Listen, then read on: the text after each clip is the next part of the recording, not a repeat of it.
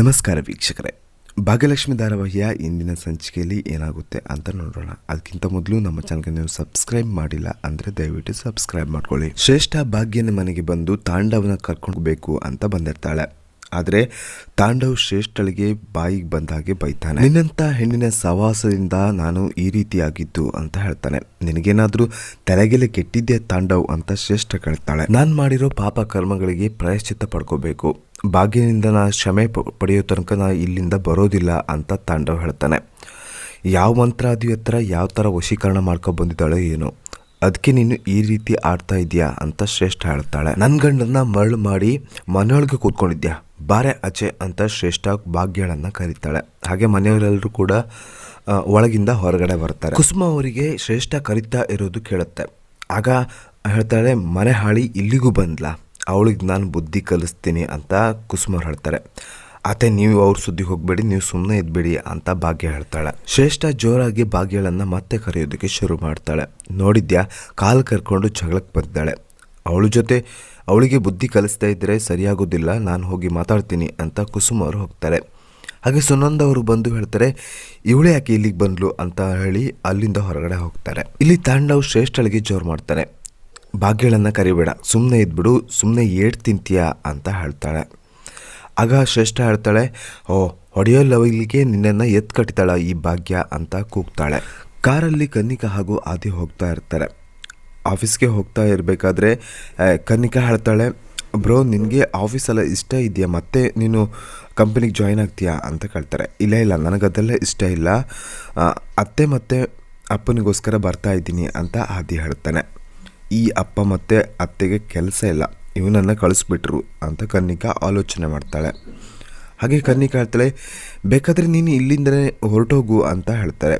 ಇಲ್ಲ ಅವ್ರು ಹೇಳೋದನ್ನ ಕೆಲಸನ ನಾ ಮಾಡಲೇಬೇಕು ಅಂತ ಆದಿ ಹೇಳ್ತಾನೆ. ಕನ್ನಿಕಾ ಮತ್ತೆ ಆಲೋಚನೆ ಮಾಡ್ತಾಳೆ, ಎಲ್ಲಾದರೂ ಬ್ರೋಗೆ ಇಂಟ್ರೆಸ್ಟ್ ಆಗಿ ಆಫೀಸಲ್ಲೇ ಇದ್ಕೊಂಡ್ಬಿಟ್ರೆ ನನಗೆ ಮುಂದೆ ಪ್ರಾಬ್ಲಮ್ ಆಗುತ್ತೆ ಅಂತ ಅನ್ಕೋತಾಳೆ. ಅಂದಾಗೆ ಆದಿ ಟೆಂಡರ್ ಬಗ್ಗೆ ಮಾತಾಡೋದಕ್ಕೆ ಶುರು ಮಾಡ್ತಾನೆ.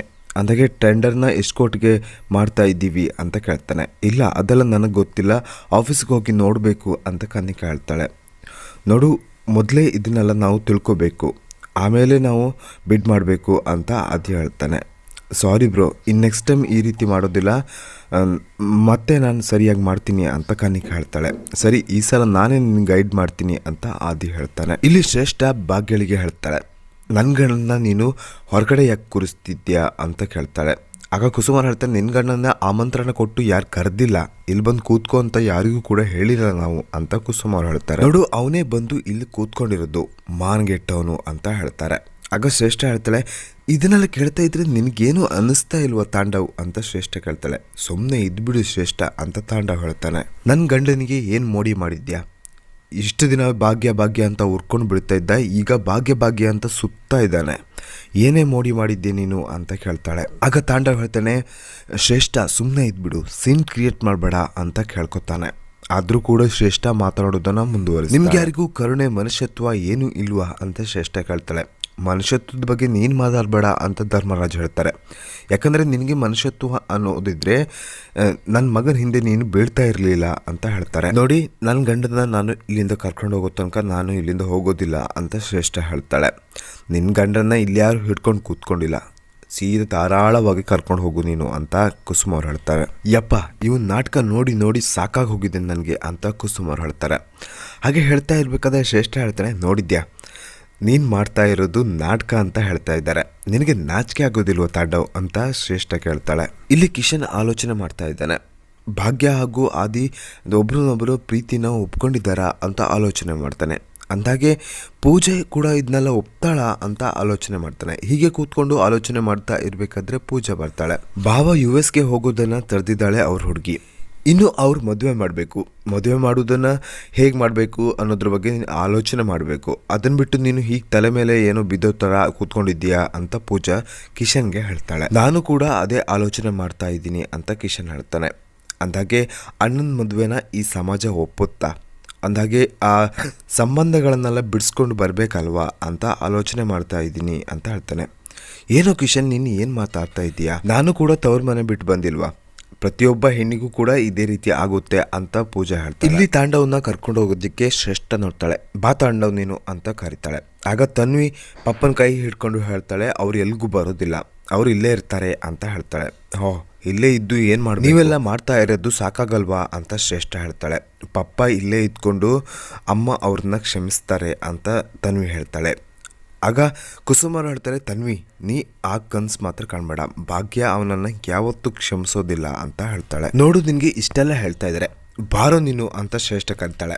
ಅಂದಾಗೆ ನೀನು ಪ್ರತಿಯೊಂದು ಮಾತಿಗೂ ಕೋಪಗೊಳ್ತಾ ಇದ್ದೆ, ಈಗ ಯಾಕೆ ಈ ರೀತಿ ಮಾಡ್ತಾ ಇದೆಯಾ?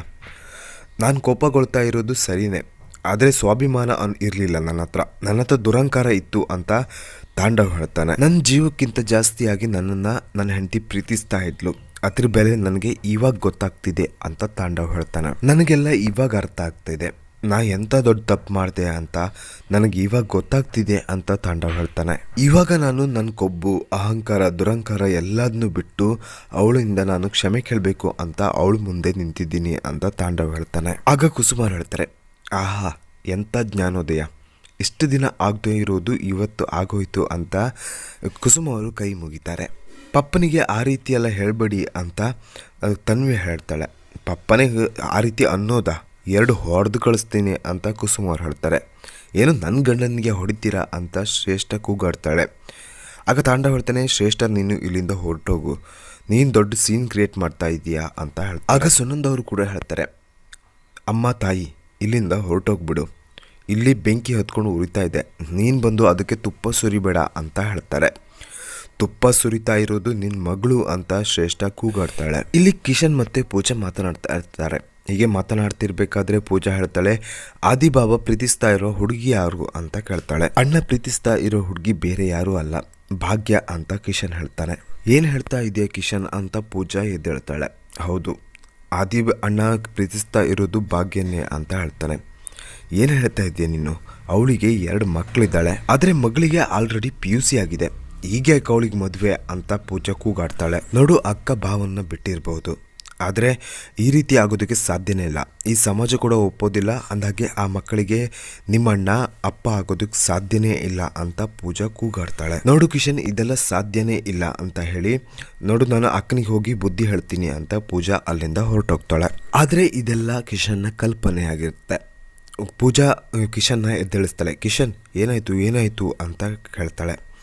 ಆಗ ಕಿಶನ್ ಏನಿಲ್ಲ ಅಂತ ಹೇಳ್ತಾನೆ. ಇಲ್ಲಿ ಶ್ರೇಷ್ಠ ಮತ್ತೆ ಜಗಳ ಮಾಡೋದಕ್ಕೆ ರೆಡಿ ಆಗ್ತಾ ಇರ್ತಾಳೆ. ಅಂದಾಗೆ ನಿನಗೂ ಮತ್ತೆ ತಾಂಡವ್ಗೆ ಡೈವರ್ಸ್ ಆಗಿತ್ತು ತಾನೆ, ಡಿವೋರ್ಸ್ ಆದರೂ ಕೂಡ ಯಾಕೆ ಮತ್ತೆ ಇವನ ಹಿಂದೆ ಬಿದ್ದಿದ್ದೀಯಾ ಅಂತ ಕೇಳ್ತಾಳೆ. ಈಗ ಇವನು ನಿನ್ನ ಗಂಡ ಅಲ್ಲ, ನನ್ನ ಗಂಡನ ಮನೆ ಮುಂದೆ, ನಿನ್ನ ಮನೆ ಮುಂದೆ ಯಾಕೆ ಕೂರ್ಸ್ಕೊಂಡಿದ್ಯಾ ಅಂತ ಶ್ರೇಷ್ಠ ಕೇಳ್ತಾಳೆ. ಅಷ್ಟೊತ್ತಿಗೆ ಎಲ್ಲರೂ ಕೂಡ ಅಕ್ಕಪಕ್ಕದ ಮನೆಯವರೆಲ್ಲರೂ ಕೂಡ ಬರ್ತಾರೆ. ಅದನ್ನು ನೋಡಿದಂಥ ಧರ್ಮರಾಜ್ ಹೇಳ್ತಾರೆ, ಅಕ್ಕಪಕ್ಕದವರೆಲ್ಲ ನೋಡ್ತಾ ಇದ್ದಾರೆ ಶ್ರೇಷ್ಠ, ಇಲ್ಲಿಂದ ಹೊರಟೋಗ್ಬಿಡು ಅಂತ ಹೇಳ್ತಾರೆ. ಅಕ್ಕಪಕ್ಕದವರು ನಿಮ್ಮ ಬುದ್ಧಿನ ನೋಡಲಿ ಅಂತ ಶ್ರೇಷ್ಠ ಹೇಳ್ತಾಳೆ. ಊರವರೆಲ್ಲರ ಮುಂದೆನೇ ಶ್ರೇಷ್ಠನ ಜೋರಾಗಿ ಮಾತನಾಡೋದಕ್ಕೆ ಶುರು ಮಾಡ್ತಾಳೆ. ಭಾಗ್ಯನ ಬಗ್ಗೆನೇ ಮಾತನಾಡ್ತಿರ್ಬೇಕಾದ್ರೆ ತಾಂಡವ್ ಹೇಳ್ತಾನೆ, ಭಾಗ್ಯನ ಬಗ್ಗೆ ಒಂದು ಮಾತು ಮಾತಾಡಬೇಡ ಅಂತ ಹೇಳ್ತಾನೆ. ಮಾತಾಡಿದರೆ ಏನೋ ಮಾಡ್ತೀಯಾ ಅಂತ ಶ್ರೇಷ್ಠ ತಾಂಡವ್ಗೆ ಹೇಳ್ತಾಳೆ. ನೋಡು, ಇವಳು ಸ್ವಾರ್ಥಿ, ಇನ್ನೊಬ್ಬರು ಭಾವನೆ ಜೊತೆ ಆಟ ಆಡೋಳು, ನನ್ನ ಗಂಡನ ಬುಟ್ಟಿಗೆ ಹಾಕ್ಕೊಂಡಿರೋ ಮಾಯಾಂಗಿನಿ, ನನ್ನ ಬದುಕನ್ನೇ ಹಾಳು ಮಾಡಿರೋ ಮನೆ ಹಾಳಿ ಇವಳು ಅಂತ ಶ್ರೇಷ್ಠ ಕೂಗಾಡ್ತಾಳೆ. ಶ್ರೇಷ್ಠ ಬೇಡ ಅಂತ ಹೇಳ್ತಾ ಇದ್ರು ಶ್ರೇಷ್ಠ ಮತ್ತೆ ಕೂಗೋದಕ್ಕೆ ಶುರು ಮಾಡ್ತಾಳೆ. ಇನ್ನೊಬ್ಬರ ಗಂಡನ ಮೇಲೆ ಕಣ್ಣು ಹಾಕೋ ನೀತಿಗೆಟ್ಟ ಹೆಣ್ಸು ಭಾಗ್ಯ ಅಂತ ಹೇಳ್ತಾ ಇರ್ಬೇಕಾದ್ರೆ ಶ್ರೇಷ್ಠನ ಕೆನ್ನೆಗೆ ತಾಂಡವ್ ಬಾರಿಸ್ತಾನೆ. ಇಲ್ಲಿ ಪೂಜೆ ಮತ್ತು ಕಿಶನ್ ಮಾತನಾಡ್ತಾ ಇರ್ತಾರೆ. ಅಬ್ಬ ಪೂಜಾ ಹೇಳ್ತಾಳೆ, ಭಾವ ಪ್ರೀತಿ ಮಾಡ್ತಾ ಇರುವ ಹುಡುಗಿ ಯಾರು ಅಂತ ಕೇಳಿದರೆ ನೀನು ಸುಮ್ಮನೆ ಇದೆಯಾ ಅಂತ ಹೇಳ್ತಾಳೆ. ಏನಾಯ್ತು ನಿನಗೆ ಅಂತ ಪೂಜೆ ಕೇಳ್ತಾ ಇರಬೇಕಾದ್ರೆ ಏನಿಲ್ಲ ಅಂತ ಕಿಶನ್ ಹೇಳ್ತಾರೆ. ಆಗ ಏನೋ ನನ್ನಿಂದ ನೀನು ಮುಚ್ಚಿಡ್ತಾ ಇದೆಯಾ ಅಂತ ಪೂಜಾ ಹೇಳ್ತಾಳೆ. ಆಗ ಕಿಶನ್ ಮನಸ್ಸಲ್ಲೇ ಅನ್ಕೋತಾನೆ, ನಮ್ಮ ಅಣ್ಣ ಪ್ರೀತಿಸ್ತಾ ಇರೋದು ಭಾಗ್ಯನ್ ಅಂತ ಹೇಗೆ ಹೇಳಲಿ ನಾನು ಅಂತ ಆಲೋಚನೆ ಮಾಡ್ತಾನೆ. ಸರಿ ಪೂಜಾ, ಇದನ್ನು ಬೇರೆ ಯಾವತ್ತಾದರೂ ಮಾತಾಡೋಣ ಅಂತ ಹೇಳಿ ಕಿಶನ್ ಅಲ್ಲಿಂದ ಎದ್ದೋಗೋದಕ್ಕಂತ ರೆಡಿ ಆಗ್ತಾನೆ. ಆಗ ಪೂಜಾ ಹೇಳ್ತಾಳೆ, ನೀನು ನನ್ನಿಂದ ಯಾವುದೇ ವಿಷಯನ ಮುಚ್ಚಿಟ್ಟಿಲ್ಲ, ಇದನ್ನು ಕೂಡ ಮುಚ್ಚಿಡ್ತಾ ಇದೆಯಾ ಅಂತ ಕೇಳ್ತಾಳೆ. ಅಂದಾಗೆ ನೀನು ಈ ವಿಷಯ ಹೇಳೋದಕ್ಕೆ ತುಂಬ ಆಲೋಚನೆ ಮಾಡ್ತಾ ಇದೆಯಾ ಅಂದರೆ ದೊಡ್ಡದಾಗಿ ಏನೋ ವಿಷಯ ಇದೆ, ಅದೇನದು ಹೇಳು ಅಂತ ಪೂಜಾ ಕಿಶನ್ನ ಕೇಳ್ತಾಳೆ. ಇಲ್ಲಿ ತಾಂಡವ್ ಶ್ರೇಷ್ಠನ ವಿರುದ್ಧ ಕೂಗಾಡ್ತಾನೆ. ಒಂದು ಮಾತು ಭಾಗ್ಯನ ಬಗ್ಗೆ ಮಾತಾಡಬೇಡ, ನೀ ಇಲ್ಲಿಂದ ತೊಲಗು ಅಂತ ತಾಂಡವ್ ಕೂಗಾಡ್ತಾನೆ. ಶ್ರೇಷ್ಠ ಅದನ್ನೆಲ್ಲ ಆಶ್ಚರ್ಯದಿಂದ ಗಮನಿಸಿ ಹೇಳ್ತಾಳೆ, ಏನೋ ಆಯಿತು ನಿನಗೆ ಅಂತ ಕೇಳ್ತಾಳೆ. ಆವಾಗಿಂದ ಭಾಗ್ಯ ಭಾಗ್ಯ ಭಾಗ್ಯ ಅಂತ ಕೂಗಾಡ್ತಾ ಇದೆಯಲ್ಲ, ಭಾಗ್ಯ ನಿನಗೆ ಏನಾಗಬೇಕು ಅಂತ ಶ್ರೇಷ್ಠ ಕೂಗಾಡ್ತಾಳೆ. ಭಾಗ್ಯ ನನ್ನ ಹೆಂಡತಿ ಅಂತ ಗಟ್ಟಿಯಾಗಿ ಕೂಗ್ತಾನೆ. ಭಾಗ್ಯ ನನ್ನ ಹೆಂಡತಿ, ನಾನು ತಾಳಿ ಕಟ್ಟಿರೋ ಹೆಂಡತಿ ಅಂತ ತಾಂಡವ್ ಕೂಗ್ತಾನೆ. ಹಾಗಾದರೆ ನಿನಗೆ ನಾನು ಯಾರು ಅಂತ ಶ್ರೇಷ್ಠ ಕೇಳ್ತಾಳೆ. ಅಂದಹಾಗೆ ನೀನು ಭಾಗ್ಯನಿಗೆ ಲೀಗಲ್ ಆಗಿ ಡೈವರ್ಸನ್ನು ಕೊಟ್ಟಿದ್ದೀಯಾ, ಡೈವರ್ಸ್ ಕೊಟ್ಟಿದ್ರು ಕೂಡ ಯಾಕೆ ಅವಳ ಜೊತೆ ಮತ್ತೆ ಹೋಗ್ತಾ ಇದೆಯಾ ಅಂತ ಶ್ರೇಷ್ಠ ಕೂಗಾಡ್ತಾಳೆ. ಸಂಬಂಧನೇ ಇಲ್ದಿರೋಗೋಸ್ಕರ ನನ್ನ ಮೇಲೆ ಕೈ ಮಾಡ್ತೀಯಾ ಅಂತ ಶ್ರೇಷ್ಠ ಕೂಗಾಡ್ತಾಳೆ. ನೋಡಿದ್ಯಾ ಭಾಗ್ಯ, ಸಮಾಧಾನ ಆಯ್ತಾ ಈಗ ಅಂತ ಕೇಳ್ತಾಳೆ. ಆಗ ತಾಂಡವ್ ಹೇಳ್ತಾನೆ, ನೋಡು ಶ್ರೇಷ್ಠ, ಭಾಗ್ಯನ ಬಗ್ಗೆ ಇನ್ನು ಒಂದು ಮಾತು ಕೆಟ್ಟದ್ದು ಮಾತಾಡಿದರೆ ನಿನ್ನನ್ನು ಸಾಯಿಸೋದಕ್ಕೂ ಕೂಡ ನಾನು ಹೆಸೋದಿಲ್ಲ ಅಂತ ಹೇಳ್ತಾನೆ. ಸಾಯಿಸ್ತೀನಿ, ನನ್ನನ್ನು ಸಾಯಿಸ್ಬಿಡು ಬಾ ಅಂತ ಶ್ರೇಷ್ಠ ಕೂಗಾಡ್ತಾಳೆ. 2 ಮಕ್ಕಳ ತಂದೆ ಅಂತ ಗೊತ್ತಿದ್ರು ನಿನ್ನ ಹಿಂದೆ ಬಿದ್ದೆ ನೋಡು, ನನಗೆ ಬುದ್ಧಿ ಇಲ್ಲ ಅಂತ ಶ್ರೇಷ್ಠ ಹೇಳ್ತಾಳೆ. ಹೌದು, ನನಗೂ ಕೂಡ ಬುದ್ಧಿ ಇರಲಿಲ್ಲ, ನಿನ್ನಂಥವ್ರ ಹಿಂದೆ ನನ್ನ ಸಂಸಾರನ ಬಿಟ್ಟು ಬಂದೆ ನೋಡು ಅಂತ ತಾಂಡವ್ ಹೇಳ್ತಾನೆ. ನಿನ್ನ ಮಾತು ಕರ್ಕೊಂಡು ನನ್ನ ಹೆಂಡತಿ ಮಕ್ಕಳನ್ನ ಬೀದಿಗೆ ಹಾಕ್ನಲ್ಲ, ನನಗೆ ದೊಡ್ಡ ಶಿಕ್ಷೆ ಆಗಬೇಕು ಅಂತ ತಾಂಡವ್ ಹೇಳ್ತಾನೆ. ಅದಕ್ಕೆ ಭಗವಂತ ನನಗೆ ಈ ರೀತಿ ಮಾಡಿರೋದು, ನೀನು ಮಾಡಿರೋ ತಪ್ಪಿಗೆ ನೀ ಇಲ್ಲಿ ಬಂದು ಸಾಯಿ ಅಂತ ಮಾಡಿರೋದು ಅಂತ ತಾಂಡವ್ ಹೇಳ್ತಾನೆ. ಆಗ ಶ್ರೇಷ್ಠ ಹೇಳ್ತಾಳೆ, ನೋಡು ತಾಂಡವ್, ನಿನಗೆ ಶಿಕ್ಷೆ ಕೊಟ್ಟಿರೋದು ಭಗವಂತ ಅಲ್ಲ, ಈ ಭಾಗ್ಯ ಕೊಟ್ಟಿರೋದು. ಇವಳು ಆಟಗೋಸ್ಕರ ನೀನು ಇಲ್ಲಿ ಬಂದಿದ್ದೀಯಾ ಅಂತ ಶ್ರೇಷ್ಠ ಹೇಳ್ತಾಳೆ. ನೋಡು ತಾಂಡವ್, ನಾನು ನಿನಗೆ ಇವಾಗಲೇ ಹೇಳ್ತಾ ಇದ್ದೀನಿ, ನಮ್ಮಿಬ್ಬರ ಮಧ್ಯೆ ಏನೇ ಪ್ರಾಬ್ಲಮ್ ಬಂದರೂ ಅದನ್ನು ಸಾರ್ಟ್ ಔಟ್ ಮಾಡಿಕೊಂಡು ನಾವು ಚೆನ್ನಾಗಿರೋಣ ಅಂತ ಹೇಳ್ತಾಳೆ. ನೋಡು, ನಮ್ಮಿಬ್ಬರ ಜಗಳದಿಂದ ಮೂರವರಿಗೆ ಲಾಭ ಆಗ್ತಾ ಇದೆ, ನಡೆಯೋ ಮನೆಗೆ ಅಂತ ಶ್ರೇಷ್ಠ ಹೇಳ್ತಾಳೆ. 3ನೇವಳು ನೀನು, ನಮ್ಮಿಬ್ಬರ ಮಧ್ಯೆ ಬಂದಿರೋದು ನೀನು ಅಂತ ತಾಂಡವ್ ಮತ್ತೆ ಕೂಗಾಡೋದಕ್ಕೆ ಶುರು ಮಾಡ್ತಾನೆ. ಆಗ ಕುಸುಮ್ ಅವ್ರು ಹೇಳ್ತಾರೆ, ಮುಗಿತಾ ನಿಮ್ಮ ನಾಟಕ ಎಲ್ಲ ಮುಗಿತಾ ಅಂತ ಕೇಳ್ತಾರೆ. ನಾಟಕ ಮುಗ್ದಿದ್ರೆ ದಯವಿಟ್ಟು ಮನೆಯಿಂದ ಆ ಕಡೆಯಿಂದ ಹೋಗಿ ಅಂತ ಹೇಳ್ತಾರೆ. ಮನೆ ಮುಂದೆ ನಿಂತ್ಕೋಬೇಡಿ, ಎಲ್ಲರೂ ಕೂಡ ನೋಡ್ತಾ ಇದ್ದಾರೆ ಅಂತ ಹೇಳ್ತಾರೆ. ಹಾಂ, ನಾವು ಹೋಗ್ತೀವಿ, ಇದೇನು ಪ್ಯಾಲೇಸ್ ನೋಡಿ ನಿಮ್ಮ ಮನೆ ಮುಂದೆ ನಿಂತ್ಕೊಳ್ಳೋದಕ್ಕೆ ಅಂತ ಶ್ರೇಷ್ಠ ಹೇಳ್ತಾಳೆ. ಬಾತಾಟವ್ ಹೋಗೋಣ ಅಂತ ಶ್ರೇಷ್ಠ ಕರ್ಕೊಂಡು ಹೋಗೋದಕ್ಕಂತ ರೆಡಿ ಆಗ್ತಾಳೆ. ಆಗ ತನ್ವಿ ಕೈ ತಪ್ಪಿಸಿ ಪಪ್ಪ ಇಲ್ಲೇ ಇರ್ತಾರೆ ಅಂತ ಹೇಳ್ತಾರೆ. ಇಲ್ಲೇನಾ, ಈ ಬೀದಿಲಿರ್ಬೇಕಾ ಅಂತ ಶ್ರೇಷ್ಠ ಹೇಳ್ತಾಳೆ. ಹೋಗು ಶ್ರೇಷ್ಠ, ನೀನು ನನ್ನ ತಲೆ ತಿನ್ಬೇಡ ಅಂತ ತಾಂಡವ್ ಕೂಗಾಡ್ತಾನೆ. ಆಗ ಶ್ರೇಷ್ಠ ಮತ್ತೆ ಕೂಗುತ್ತಾಳೆ, ಊರಿನವರಿಗೆಲ್ಲ ಗೊತ್ತಾಗೋ ಥರ ಕೂಗ್ಕೋತಾಳೆ.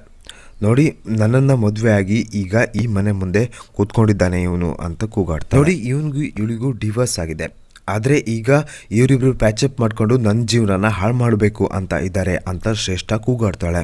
ಈ ಮಾತುಗಳನ್ನು ಭಾಗ್ಯನಿಗೆ ಕೇಳೋದಕ್ಕಾಗೋದಿಲ್ಲ. ತಾಂಡವ್ ಹೋಗೋದಕ್ಕಂತ ರೆಡಿ ಆಗ್ತಾನೆ. ಆಗ ತನ್ವಿ ಹೇಳ್ತಾಳೆ, ಪಪ್ಪ ನೀವು ಹೋಗ್ತೀರಾ ಅಂತ ಕೇಳ್ತಾರೆ. ಹೌದು, ನನಗೆ ಅವಮಾನ ಇದ್ದ ಜಾಗದಲ್ಲಿ ನಾನು ಇನ್ನೇನು ಮಾಡಲಿ ಅಂತ ಹೇಳ್ತಾನೆ.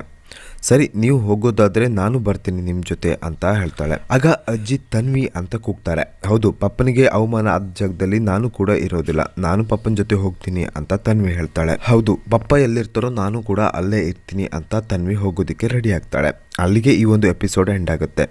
ವೀಕ್ಷಕರಿಗೆ ವಿಡಿಯೋ ಇಷ್ಟ ಆದ ಲೈಕ್ ಮಾಡಿ, ಚಾನಲ್ ದಯವಿಟ್ಟು ಸಬ್ಸ್ಕ್ರೈಬ್ ಮಾಡಿಕೊಂಡು ನಮಗೆ ಸಪೋರ್ಟ್ ಮಾಡಿ. Thank you.